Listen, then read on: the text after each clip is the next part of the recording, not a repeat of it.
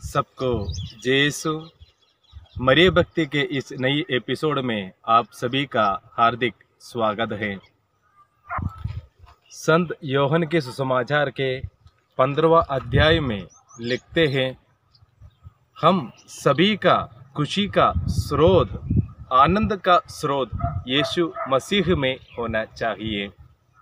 यदि हम हमारे खुशी का उस स्रोत को कोई व्यक्ति, कोई चीज या कोई अवस्था पर रखते हैं, उस समय के बाद या उस माहौल के बाद उस आनंद खत्म हो जाते हैं या परिपूर्ण नहीं होता है। लेकिन यदि हम यीशु मसीह में हमारे जीवन को रखें, हमारे सब कुछ यीशु मसीह पर रखें, तो हमारा आनंद परिपूर्ण होगा।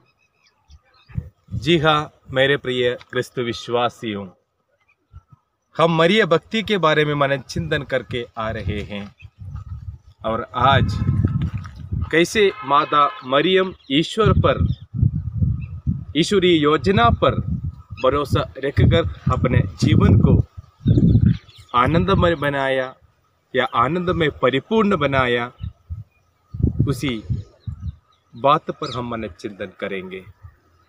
माता मरियम के बारे में जब मनचिंतन करते हैं तो बातें याद आती है। दो फैसलों का एक उदाहरण है माता मरियम का जीवन। सबसे पहले एक ईश्वरीय फैसला और दूसरा एक मानवीय फैसला। स्वर्ग में त्रित्विक ईश्वर, त्रिएक ईश्वर पिता, पुत्र और पवित्र आत्मा तीनों मिलकर एक फैसला लेते हैं कि पूरी मानव जाति को बचाना है, पूरी दुनिया को बचाना है। इसके लिए पुत्र यीशु मसीह को इस धरती पर भेजना है। उसी प्रकार एक ईश्वरीय फैसला हुआ। दूसरी तरफ यहाँ पर इस धरती पर एक मानवीय फैसला भी हुआ, वही है माता मरियम। माता मरियम, मैं प्रभु की कृपा पात्री हूँ, ईश्वर की इच्छा मुझ में पूरी हो जाए कहकर वही ईश्वरीय योजना में जब हाँ कह दिया, मानवीय फैसला जब ईश्वरीय फैसले के साथ जुड़ गया, वहाँ पर माता मरियम अपने जीवन को आनंद में परिपूर्ण कर दिया। प्रिय क्रिस्तु विश्वासियों,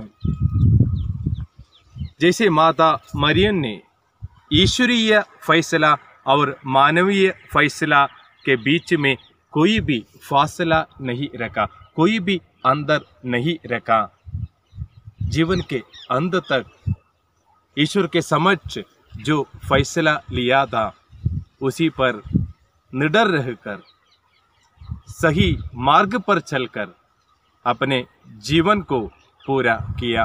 और हम देखते हैं माता मरियम हम सभी के समक्ष एक उदाहरण के रूप में परिपूर्ण आनंदमय ईश्वरीय योजना में पूरी करने में हम सभी के लिए एक मार्गदर्शक है।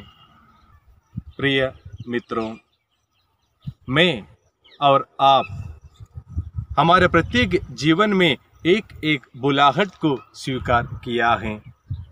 कोई पारिवारिक जीवन का बुलाहट, कोई समर्पित जीवन का बुलाहट, या कोई पुरोहित जीवन का बुलाहट, या अकेला व्यक्तिगत जीवन बिताने का बुलाहट में अपने जीवन को आगे बढ़ा रहे हैं। यदि हम हमारे इस जीवन में आनंद में परिपूर्ण होना है तो हमें माता मरियम के जैसे ईश्वरीय योजना या ईश्वरीय फैसला के साथ साथ हमारे फैसला भी एक साथ रखना है।